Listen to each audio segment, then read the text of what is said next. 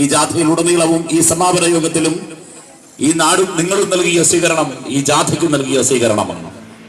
ഈ ജാഥയിൽ ഞാൻ മാത്രമായി നൂറുകണക്കിന് യുവാക്കൾ ഈ ജാഥയിലുടനീളം പങ്കെടുത്തു. ഞങ്ങൾ ഈ നല്ല നാടിനോട് ചോദിക്കുകയാണ് വിനയപുരസരം.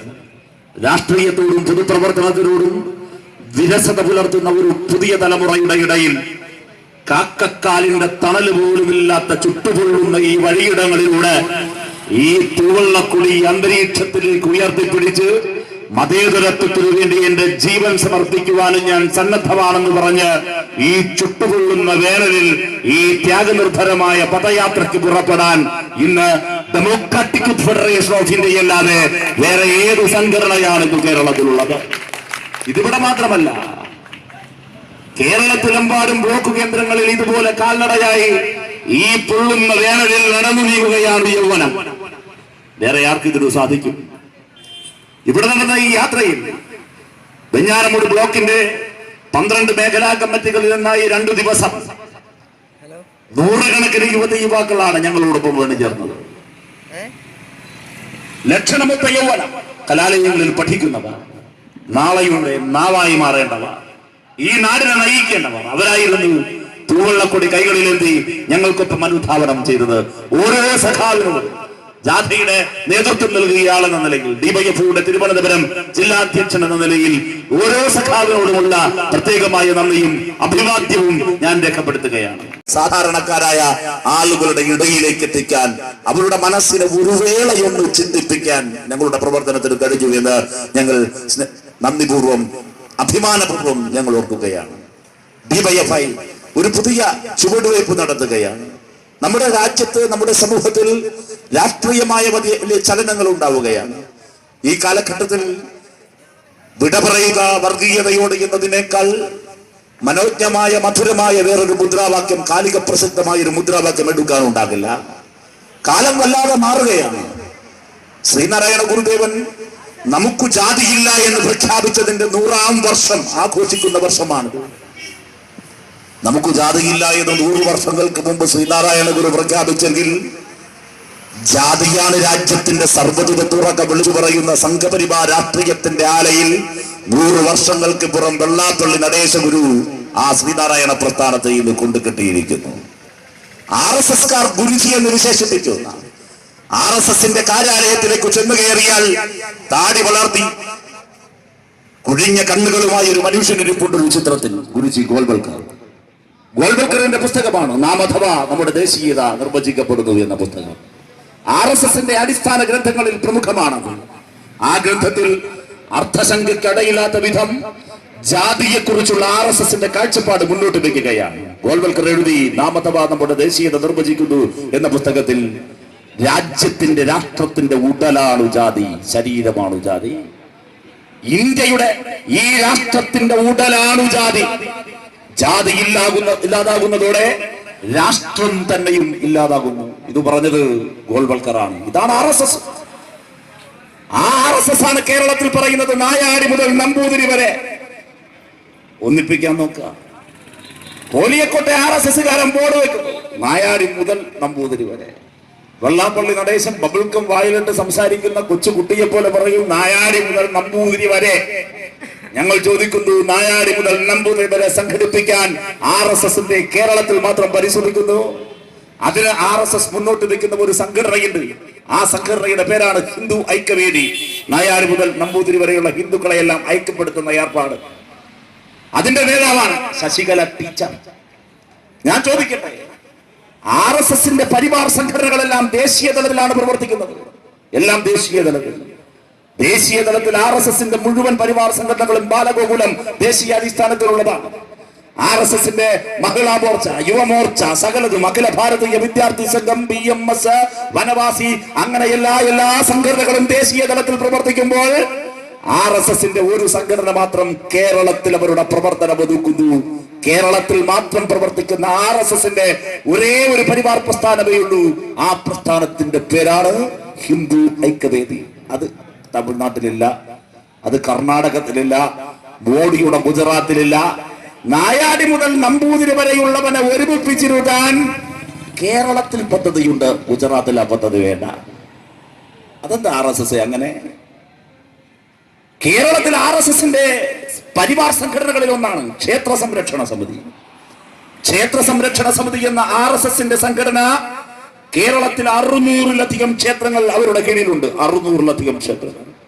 അതിലൊരു ക്ഷേത്രത്തിൽ പോലും അബ്രാഹ്മണനായ ഒരു ശാന്തിക്കാരനെ വെച്ചിട്ടില്ല, നായരെ പോലും വെച്ചിട്ടില്ല. അതെന്ത് RSS അങ്ങനെ? RSSന്റെ കേരളത്തിലെ ഏറ്റവും പ്രധാനപ്പെട്ട ഒരു സ്ഥാപനമാണ് ക്ഷേത്രതന്ത്ര വിദ്യാപീഠം. ആലുവയിലാണ് പ്രവർത്തിക്കുന്നത്. ആലുവയിൽ പ്രവർത്തിക്കുന്ന RSSന്റെ ക്ഷേത്രതന്ത്ര വിദ്യാപീഠത്തിൽ അബ്രാഹ്മണർക്ക് പ്രവേശനമില്ല. നായാടി മുതൽ നമ്പൂതിരി വരെ എന്ന് പറയുന്ന വെള്ളാപ്പള്ളി നടേശൻ നാളെ ഒരു കാലത്ത് മകൻ കേന്ദ്രമന്ത്രി സ്ഥാനം കിട്ടാതെ വരുമ്പോൾ തുഷാർ വെള്ളാപ്പള്ളിയെയും കയ്യിൽ പിടിച്ച് മകനെ ശാന്തിക്കാരനാക്കി കളയാമെന്ന് കരുതി ആലുവയിലുള്ള RSSന്റെ ക്ഷേത്രതന്ത്ര വിദ്യാപീഠത്തിലേക്ക് കയറി ചെന്നാലേ വെള്ളാപ്പള്ളി നടേശ പ്രവേശനമില്ല. ക്ഷേത്രതന്ത്ര വിദ്യാപീഠത്തിന്റെ ചുറ്റുമതിലിന് പുറത്തുകൂടെ പോകുന്ന ചാവാലി നായിക്ക് അകത്തേക്ക് കയറാൻ RSSകാരൻ കൊടുത്തിട്ടുള്ള സ്വാതന്ത്ര്യം പോലും നിന്റെ മകനോ നിനക്കോ ഉണ്ടാകില്ല. കാരണം നീ ഈഴവനാണ് എന്ന ഒരൊറ്റ കാരണത്താൽ, ബ്രാഹ്മണനല്ല എന്ന ഒരൊറ്റ കാരണത്താൽ. RSSന്റെ കാര്യാലയങ്ങൾക്കുള്ളിൽ ദളിതന് പ്രവേശനമില്ല. ക്ഷേത്രങ്ങളിൽ പ്രവേശനമില്ല എന്ന് മാത്രമല്ല, കാര്യാലയങ്ങളിൽ പ്രവേശനമില്ല. കാര്യാലയങ്ങളിൽ കീഴ്ജാതിക്കാരുടെ പ്രവേശനമില്ല. ഇത് ഞാൻ ചാച്ചപ്പെടുന്നതല്ല. ഞാൻ RSSന്റെ കാര്യാലയങ്ങളിൽ എവിടെയും കയറിപ്പോയിട്ടില്ല. നമ്മളാരും കയറിപ്പോയിട്ടില്ല. പക്ഷേ കയറിപ്പോയൊരാൾ RSSന്റെ കാര്യാലയത്തിൽ സ്വന്തം ജീവിതം സ്വയം സേവകനായി മുദ്രകുത്തിയ ഒരാൾ, 5-ാമത്തെ വയസ്സിൽ ഇത്തിരി പോന്ന പ്രായത്തിൽ അമ്മ തന്റെ കയ്യിൽ പിടിച്ച് 5-ാം വയസ്സുകാരന് പാകത്തിലൊരു ഗണവേഷം തയ്പ്പിച്ച്, കാക്കി നിക്കർ തയ്പ്പിച്ച്, 5-ാം വയസ്സുകാരന് പാകത്തിലൊരു വെള്ള ഷർട്ട് ഇടിപ്പിച്ച്, ആ ഷർട്ട് RSSന്റെ ഗണവേഷത്തിൽ നിശ്ചയിച്ചിരിക്കുന്നത് പ്രകാരം വളരെ കൃത്യമായി മടക്കി കയ്യിൽ 5 വയസ്സുകാരന് പാകത്തിലൊരു ദണ്ഡയും പിടിപ്പിച്ചു. കൊടുത്തത് ഇത്രയും. അമ്മയാണ്, പെറ്റ അമ്മ. മകനെ കയ്യിൽ പിടിച്ചു. മകന്റെ കയ്യിൽ തൂങ്ങി RSSന്റെ വേഷം ധരിച്ച് കാക്കി ട്രൗസർ ഇട്ട് വെള്ള ഉടുപ്പിട്ട് കയ്യിൽ പാകത്തിലൊരു ദണ്ഡയും വേണ്ടി ഈ 5 വയസ്സുകാരൻ പൈതൽ എവിടേക്കെന്നില്ലാതെ അമ്മ നയിച്ചെടുത്തേക്ക് യാത്ര ചെയ്തു. ചെന്നു കയറിയത് ശാഖയിലാണ്. അമ്മ ഏൽപ്പിച്ചു. 5 വയസ്സുകാരനായ എന്റെ മകനെ ഇതാ രാഷ്ട്രീയ സ്വയം സേവക സംഘത്തിനു വേണ്ടി ഞാൻ സമർപ്പിക്കുന്നു. 5-ാം വയസ്സിൽ ആ ശാഖയിൽ നിന്നും അമ്മ ഏൽപ്പിച്ചു തുടങ്ങിയ പ്രവർത്തനം ഏതാണ്ട് 36 വർഷക്കാലത്തെ പ്രവർത്തനങ്ങൾക്കൊടുവിൽ ഏറ്റവും ഒടുവിൽ RSSന്റെ നാഗപ്പൂരിലെ കേന്ദ്രീയ കാര്യാലയം കേന്ദ്രീകരിച്ച് ഈ രാജ്യത്തെമ്പാടും RSSന്റെ പ്രചാരകനായി പ്രവർത്തിച്ച 5 വയസ്സ് മുതൽ തന്റെ RSSനോട് വിട പറയുന്ന കാലം വരെയുള്ള ദീർഘമായ കാലഘട്ടം നാഗപ്പൂരിലെ RSSന്റെ ദേശീയ കാര്യാലയം കേന്ദ്രീകരിച്ച് ഇന്ത്യയൊട്ടാകെ RSSന്റെ പ്രചാരകനായി പ്രവർത്തിച്ച ഏറ്റവും ഒടുവിൽ RSSന്റെ കൂടാരം വിട്ടിറങ്ങി ഞാനിനി ശരിയുടെ പക്ഷത്തേക്ക് സഞ്ചരിക്കുകയാണെന്ന് വിളിച്ചു പറഞ്ഞ് ചുവന്ന നക്ഷത്രവും ചുവന്ന അക്ഷരങ്ങളും പതിഞ്ഞ ഈ വെളുത്ത പതാകയുടെ കൊടിക്കിലേക്ക് കടന്നു വന്ന RSSന്റെ ദേശീയ പ്രചാരകന്മാരുകളായിരുന്ന കണ്ണൂരുകാരൻ സഖാവ് സുധീഷ് മിന്നിയുടെ പുസ്തകമുണ്ട്. നരകസാകേതത്തിലെ ഉള്ളറകൾ വാങ്ങി വായിക്കണം. സുധീഷ് മിന്നി നരകസാകേതത്തെ കുറിച്ച് എഴുതി. 5 വയസ്സിൽ അമ്മ കൈപിടിച്ചുകൊണ്ട് ഏൽപ്പിച്ച സംഘപരിവാർ ജീവിതം ഞാനിതാ നാഗപ്പൂരിലെ RSSന്റെ കേന്ദ്രീയ കാര്യാലയത്തിൽ നിന്നും വിട പറഞ്ഞിറങ്ങി വരുമ്പോൾ നരകസാകേതത്തിലെ ഉള്ളറകളെ കുറിച്ച് സുധീഷ് പിള്ളി എഴുതി. വായിക്കണം. അല്ലാതെ ആവേശം കയറി RSSകാരനൊപ്പം ശാഖയിൽ കാക്കി ട്രൗസർ എല്ലാം ഇട്ടുപോയി മസിൽ പിടിക്കുന്ന ഈ പ്രദേശത്തെ ഏതെങ്കിലും ഒരു കീഴ്ജാതിയിൽപ്പെട്ടവൻ, ദളിത വിഭാഗത്തിൽപ്പെട്ടവനുണ്ട് എങ്കിൽ RSSകാരനായാൽ എല്ലാമായി എന്ന് ഏതെങ്കിലും ഒരു ദളിത സമൂഹത്തിൽപ്പെട്ട പാവപ്പെട്ട ശുദ്ധാത്മാവ് വിശ്വസിക്കുന്നുണ്ടെങ്കിൽ വാങ്ങി വായിക്കണം പുസ്തകം. നരകസാകേതത്തിലെ ഉള്ളറകൾ. RSSനൊപ്പം പ്രവർത്തിക്കുകയും RSSൽ അന്തിയുറങ്ങുകയും RSSനെ ദേശീയ തലത്തിൽ നയിക്കുകയും ചെയ്ത സുധീഷ് മിന്നിയുടെ അനുഭവക്കുറിപ്പ് വായിക്കണം. ക്ഷേത്രങ്ങളിൽ പ്രവേശനമില്ലെന്നല്ല, RSSന്റെ പ്രധാന കാര്യാലയങ്ങൾക്കുള്ളിലേക്ക് ദളിതനായി പിറന്നവന് ഇന്നും പ്രവേശനം നിഷേധിച്ചിരിക്കുന്ന നാട് അതാണ് RSS. ആ RSS ഇവിടെ മുദ്രാവാക്യം മുഴക്കുക നായാടി മുതൽ നമ്പൂതിരി വരെ. അവിടെയോ ദളിതന് ഭക്ഷണം കഴിക്കാൻ നിവർത്തിയില്ല. ബീഫ് ഫെസ്റ്റ് വലിയ സമരമായിരുന്നു. ബീഫ് എടുക്കാൻ പാടില്ല എന്ന് പറഞ്ഞപ്പോൾ ഞങ്ങളെല്ലാം സമരത്തിന് വന്നു. ഞങ്ങൾ സമരത്തിന് ഇറങ്ങിയപ്പോൾ നല്ല ആൾക്കൂട്ടായി. ഞാനെല്ലാം കുറെ കാലമായിട്ട് ബീഫ് കഴിപ്പ് നിർത്തിവെച്ചൊക്കെയായിരുന്നു. ഇപ്പോഴാണ് അത് പുനരാരംഭിച്ച്. ഈ RSS കാരണമാണ് ഇപ്പോൾ കൊളസ്ട്രോൾ കൂടാൻ കാരണം. കാര്യം ബീഫ് ഇപ്പോൾ കഴിക്കും. രണ്ടാമത്തെ ഈ സമരത്തിലൂടെ അതുകൊണ്ട് തുടങ്ങിയത്. DYFIയും SFIയും ഈ ബീഫ് ഫെസ്റ്റ് സംഘടിപ്പിച്ച് തുടങ്ങിയപ്പോ യൂത്ത് കോൺഗ്രസ്സുകാർ പോയി KSUക്കാർ ചെന്നു സുധീറിനോട് ചോദിച്ചു, അല്ല ഞങ്ങളും കൂടി ഈ ബീഫ് ഫെസ്റ്റ് സംഘടിപ്പിക്കട്ടെ. SFIക്കാരെ സംഘടിപ്പിക്കുന്നിടത്തല്ല നല്ല ആളുണ്ട് സുധീരൻ സാർ. യൂത്ത് കോൺഗ്രസ്സുകാർ ഞങ്ങൾ കൂടി ഒന്ന് സംഘടിപ്പിച്ചോട്ടെ. DYFIക്കാർ സംഘടിപ്പിക്കുന്നിടത്ത് നല്ല ആളുണ്ട്, നല്ല പ്രതികരണമാണ് ജനങ്ങളുടെ. ബീഫ് ഫെസ്റ്റ് സംഘപരിവാറിനെതിരായ കടുത്ത പ്രതിഷേധാണ്. സുധീരൻ ചെവിയിൽ മന്ത്രിച്ചു, രമേശ് ചെന്നിത്തല ചെവിയിൽ മന്ത്രിച്ചു, പാടില്ല പാടില്ല. കാരണം എന്താ? അവര് സംഘടിപ്പിച്ചോട്ടെ. അവരിങ്ങനെ ബീഫ് ഫെസ്റ്റ് സംഘടിപ്പിക്കുന്നതിന്റെ പേരിൽ ഏതെങ്കിലും ഭൂരിപക്ഷ സമുദായത്തിന്റെ വോട്ട് കമ്മ്യൂണിസ്റ്റ് പാർട്ടിക്ക് നഷ്ടപ്പെടുകയാണെങ്കിൽ നഷ്ടപ്പെട്ടോട്ടെ. നിങ്ങൾ കുറെ കാലത്തേക്ക് ബീഫ് ഫെസ്റ്റ് സംഘടിപ്പിക്കേണ്ടെന്ന് മാത്രമല്ല, ബീഫ് കഴിക്കാൻ വേണ്ട, അത് നിർത്തിയേക്ക്. രമേശ് ചെന്നിത്തല ഉത്തരവിട്ടു. തൃശ്ശൂരിലെ പോലീസ് അക്കാദമിയുടെ ക്യാൻറ്റീനിൽ ബീഫ് നിരോധിച്ചു. അവിടെ പോലീസിലൊക്കെ പണിയെടുക്കുന്ന ഒരുപാട് പേര് ഇവിടെയുണ്ട്. കോലിയെക്കൂട്ട് അറിയാം. പോലീസിന്റെ ട്രെയിനിങ് എന്നൊക്കെ പറയുന്നത് ഒരു 1.5 ട്രെയിനിങ് ആണ്. അത് കഴിഞ്ഞ് വന്ന് അല്പം ബീഫ് കഴിക്കാൻ വേണ്ടി ഇരുന്നപ്പോൾ രമേശ് ചെന്നിത്തല പറഞ്ഞു, ബീഫ് കഴിക്കാൻ പാടില്ല. ഇതായിരുന്നു രാജാവിനേക്കാൾ വലിയ രാജഭക്തിയായിരുന്നില്ല. ഞാൻ ചോദിക്കട്ടെ, അത് ഒരു വിശ്വാസത്തിന്റെ മാത്രം പ്രശ്നമാണോ? സാധാരണക്കാരനായ മനുഷ്യന്റെ ജീവിതവുമായി അതൊരു ബന്ധമില്ല. ബീഫിനെ കുറിച്ച് പറയുമ്പോൾ, വർഗീയതയെ കുറിച്ച് പറയുമ്പോൾ RSS പറയുന്നത് ഇതെല്ലാം കേട്ടുമടുത്തു, ഇതെല്ലാം നിർത്തൂ, ഇന്ത്യയുടെ വികസനത്തെ കുറിച്ച് പറയൂ. ഇതാണ് പറയുന്നത്. വികസനത്തെ കുറിച്ച് പറയൂ. നരേന്ദ്രമോദിയുടെ നേതൃത്വത്തിൽ നടക്കുന്ന മേക്ക് ഇൻ ഇന്ത്യയെ കുറിച്ച് പറയൂ. ഞാനൊരു കാര്യം ചോദിക്കട്ടെ നിങ്ങളോട്. ബീഫിനെ കുറിച്ച് നമ്മളെല്ലാവരും പ്രസംഗിച്ചു. പക്ഷെ വായനക്കിടയിൽ എന്റെ മനസ്സിനെ സ്പർശിച്ചൊരു അനുഭവം നിങ്ങളോട് പങ്കുവെക്കാം. ഇതെങ്ങനെയാണ് വികസനവുമായി ബന്ധപ്പെട്ട് നിൽക്കുന്നത്? നമ്മളെല്ലാം ചെരുപ്പിട്ട് തുടങ്ങിയ കാലം മുതൽ, അത്യാവശ്യം നല്ല ചെരുപ്പ് ധരിക്കാൻ തുടങ്ങിയ കാലം മുതൽ നമ്മുടെ മനസ്സിനെ സ്വാധീനിച്ച ഒരു ബ്രാൻഡാണ് കോലാപൂരി ചെരുപ്പ്.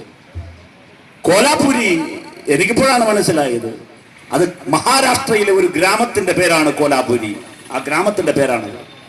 അവിടെ ഉൽപ്പാദിപ്പിക്കുന്ന ചെരുപ്പാണ് കോലാപൂരി ചെരുപ്പ്. ദളിതരാണ് അതിൽ ഭൂരിഭാഗവും ആ ചെരുപ്പ് ഉൽപ്പാദിപ്പിക്കുന്നവർ. ലോകത്തിന്റെ വിവിധ രാജ്യങ്ങളിലേക്ക് ഇന്ത്യക്ക് വിദേശ നാണ്യം ഉണ്ടാക്കി തരുന്ന പ്രധാനപ്പെട്ട കയറ്റുമതി ഉൽപ്പന്നമാണ്, ലോക വിപണിയിൽ സ്വാധീനം ചെലുത്താൻ കഴിഞ്ഞ കയറ്റുമതി ഉൽപ്പന്നമാണ് കോലാപൂരി ചെരുപ്പ്. രസകരമായ വസ്തുത, ഇന്ന് മഹാരാഷ്ട്രയിലെ കോലാപൂരി ഗ്രാമം പട്ടിണിയിലാണെന്ന് മാത്രമല്ല, ഇന്ത്യയിൽ നിന്നും വിദേശത്തേക്ക് ചെരുപ്പ് കയറ്റുമതിയിലൂടെ ലഭിച്ചിരുന്ന കോടിക്കണക്കിന് രൂപ വട്ടപൂജ്യമായി മേക്ക് ഇൻ ഇന്ത്യയിൽ. എന്തുകൊണ്ട്?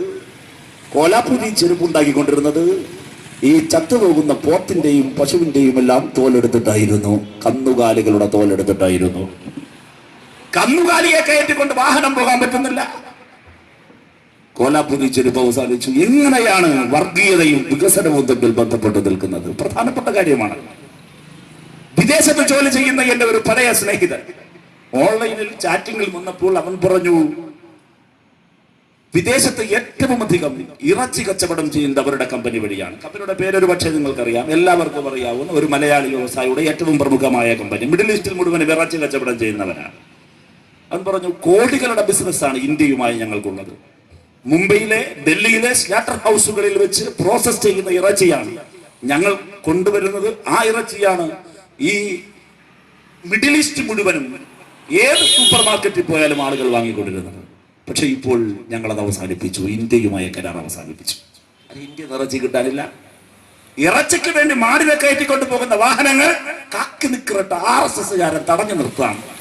അവസാനം ഇവിടെ പശുവിനെ, ഈ മൃഗങ്ങളെ കിട്ടാതായി, മാനെ കിട്ടാതായി, ആടിനെ കിട്ടാതായി, സ്ലാറ്റർ ഹൗസുകൾ അടച്ചുപൂട്ടി അവർ അവരുടെ കച്ചവടം തുടരാൻ ആഫ്രിക്കൻ കൺട്രീസിൽ നിന്ന് വില കുറച്ച് ഇറച്ചി ഇറക്കുമതി ചെയ്തു. എങ്ങനെയാണ് ഇന്ത്യയുടെ വികസനവുമായി ബന്ധപ്പെട്ട് നിൽക്കുക? ഉത്തരേന്ത്യയിലെ സാധാരണക്കാരനായ ഒരു കർഷകൻ, അവന്റെ ജീവിതം കൃഷിയിൽ അധിഷ്ഠിതമാണ്. കൃഷി, പാടത്ത് ഉഴുവാൻ ഉപയോഗിക്കുന്ന ഈ കന്നുകാലികളും ചേരുന്നതാണ് അവന്റെ ജീവിതം. ആ കന്നുകാലികൾ കൃഷിക്ക് ഉപയോഗിച്ചു കഴിഞ്ഞാൽ ഒരു ഘട്ടം കഴിഞ്ഞാൽ അതിനെ കൊണ്ട് ചന്തയിൽ വിൽക്കുക, അതിന്റെ വരുമാനം ഉണ്ടാക്കുക, ലാഭമെടുക്കുക, പുതിയ കന്നുകാലിയെ വാങ്ങുക. ഇതാണ് അവന്റെ ജീവിതം. നേരിട്ട് കർഷകൻ ദുരിതത്തിലായ ഇന്ത്യയിൽ ഈ കന്നുകാലി വ്യാപാരത്തിനേറ്റ തിരിച്ചടി എത്രയോ മനുഷ്യരെയാണ് ജാതി ഭേദമന്യേ ബാധിച്ചത്. വികസനത്തെ കുറിച്ച് പറയൂ എന്നാണ് നരേന്ദ്രമോദി പറയുന്നത്. അദ്ദേഹം ലോകമൊട്ടുക്കും സഞ്ചരിക്കുന്നതിന്റെ കാരണമായി അദ്ദേഹം പറയുന്നത് ഇന്ത്യയിലേക്ക് വിദേശ കമ്പനികളെ നിക്ഷേപത്തിന് ക്ഷണിക്കാനെന്നാണ്. ഞാനൊരു കാര്യം ചോദിക്കട്ടെ, ഇന്ത്യ കലാപങ്ങളുടെ രാജ്യമായി മാറിയാൽ, ഹിന്ദു മുസ്ലിം വർഗീയ സംഘർഷങ്ങളുടെ നാടായി ഇന്ത്യ മാറിയാൽ, ഇഷ്ടപ്പെട്ട ഭക്ഷണം കഴിക്കാൻ കഴിയാത്ത നാടായി ഇന്ത്യ മാറിയാൽ, സംഘർഷങ്ങളുടെ ഭൂമികയായി ഇന്ത്യ മാറിയാൽ, ഏത് വിദേശ മുതലാളിയാണ് ഇന്ത്യയിൽ വന്ന് 1 രൂപ നിക്ഷേപിക്കാൻ പോവാ? നരേന്ദ്രമോദി പറ. ഇന്ത്യയിലേക്ക് വികസനം എത്തിക്കാനാണ് നരേന്ദ്രമോദി ലോകം ചുറ്റുന്നതെങ്കിൽ സംഘർഷങ്ങളുടെ ദേശത്ത് ആരാണ് കൊണ്ടുവന്നെന്തെങ്കിലും നിക്ഷേപിക്കുക? മലയാളത്തിന്റെ പ്രിയപ്പെട്ട എഴുത്തുകാരൻ ആടുജീവിതവും മലയാളത്തിന്റെ മനുഷ്യനെ സ്വാധീനിച്ച മഞ്ഞവെയിൽ മരണങ്ങളും ഉൾപ്പെടെ മലയാളത്തിന്റെ നോവൽ സാഹിത്യത്തിന് വലിയ സംഭാവന ചെയ്ത ബെന്യാമിൻ ഈ അടുത്ത കാലത്ത് അഫ്ഗാനിസ്ഥാൻ സന്ദർശിച്ചു. ആ അനുഭവം അദ്ദേഹം മാതൃഭൂമി ആഴ്ചപ്പതിപ്പിൽ എഴുതിയിരുന്നു. അഫ്ഗാനിസ്ഥാനിലെ ഒരു എഴുത്തുകാരി ബെന്യാമിനോട് പറഞ്ഞു, അല്ലയോ ബെന്യാമിൻ, ഒരു കാലത്ത് നിന്റെ രാജ്യത്തെ ഓർത്തു ഞങ്ങൾ അഭിമാന പുളകിതരായിരുന്നു. നിന്റെ രാജ്യത്ത് എല്ലാറ്റിനും സ്വാതന്ത്ര്യമുണ്ടായിരുന്നു. എന്റെ രാജ്യം അഫ്ഗാനിസ്ഥാൻ സ്വാതന്ത്ര്യമില്ലായ്മയുടെ താഴ്വരയായിരുന്നു. ഇഷ്ടപ്പെട്ട ഭക്ഷണം കഴിക്കാൻ, ഇഷ്ടപ്പെട്ട വസ്ത്രം ധരിക്കാൻ, ഇഷ്ടപ്പെട്ട വിധം പഠിക്കാൻ, എഴുതാൻ, സ്വപ്നം കാണാൻ എന്റെ ദേശത്ത് സ്വാതന്ത്ര്യമുണ്ടായിരുന്നില്ല. പക്ഷേ എന്റെ പ്രിയപ്പെട്ട സ്നേഹിത ബെന്യാമിൻ, ഇന്ന് നിന്റെ രാജ്യം എന്റെ രാജ്യത്തെ പോലെ പാരതന്ത്ര്യത്തിന്റെ നാടായി മാറിയല്ലോ. ഞാൻ ചോദിക്കുന്നു, ഇന്ത്യയുടെ ഏറ്റവും പ്രധാനപ്പെട്ട വരുമാന മാർഗങ്ങളിൽ ഒന്ന് ടൂറിസമാണ്.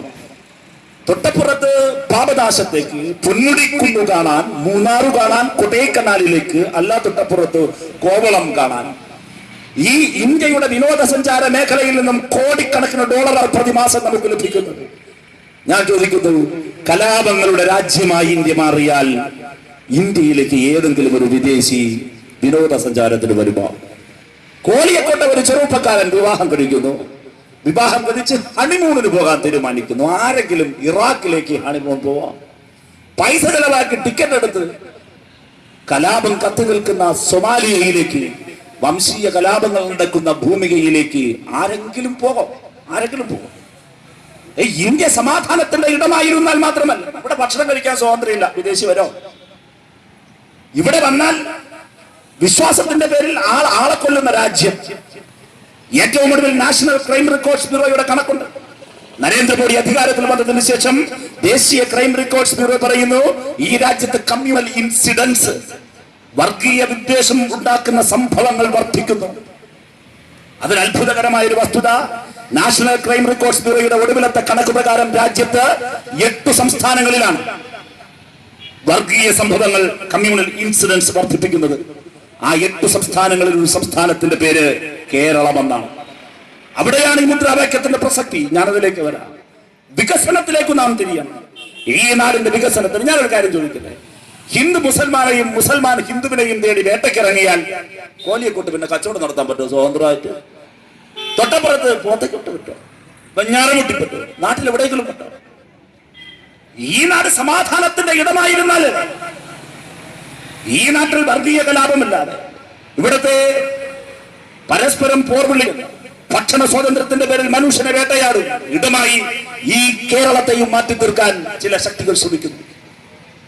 ഇത് രോഗാതുരമായ ഒരു സാഹചര്യത്തെയാണ് ചൂണ്ടിക്കാണിക്കുന്നത്. ഇത് ഒരു വശം മാത്രമല്ല, മറുവശത്തോ പാലക്കാട് നിന്ന് കാസർഗോഡ് നിന്ന്, തിരുവനന്തപുരത്ത് നിന്ന് എറണാകുളത്ത് നിന്ന്, ഈ നല്ല നാടുപേക്ഷിച്ച്, പെറ്റ ഉമ്മയെയും ഉപ്പയെയും ഉപേക്ഷിച്ച്, ജന്മഭൂമി ഉപേക്ഷിച്ച്, ഇത്തിരി പോന്ന ചോരമണം വിട്ടുമാറാത്ത പിഞ്ചു കുഞ്ഞുങ്ങളെയും ഗർഭിണിയായ ഭാര്യയെയും കുട്ടി ഏതോ ലോകത്ത് സ്വർഗം അന്വേഷിച്ച് പോകുന്നു ഒരു കൂട്ടം മുസ്ലിം ചെറുപ്പക്കാർ. എത്ര അത്ഭുതകരമാണ്! IS-ന്റെ സ്വാധീനം കേരളത്തിൽ കാണുന്നത് നല്ല സൂചനയാണെന്ന് കാണാനാകുമോ? പോപ്പുലർ ഫ്രണ്ട് കേരളത്തിൽ ശക്തി പ്രാപിക്കുന്നത് നല്ല സൂചനയാണെന്ന് കാണാനാകുമോ? എന്റെ പ്രിയപ്പെട്ടവരെ, പോപ്പുലർ ഫ്രണ്ടിനെതിരായ പോരാട്ടം, IS-നെതിരായ പോരാട്ടം, RSS-നെതിരായ പോരാട്ടം ഉയർന്നു വരേണ്ടത് യഥാർത്ഥ മതവിശ്വാസികളുടെ മനസ്സിൽ നിന്നും വീടുകളിൽ നിന്നുമാകണം. ഇതാണ് ഞങ്ങൾ ഈ മുദ്രാവാക്യമായി അഭ്യർത്ഥനയായി നിങ്ങളുടെ മുമ്പിൽ വെക്കാറുള്ളത്. പക്ഷേ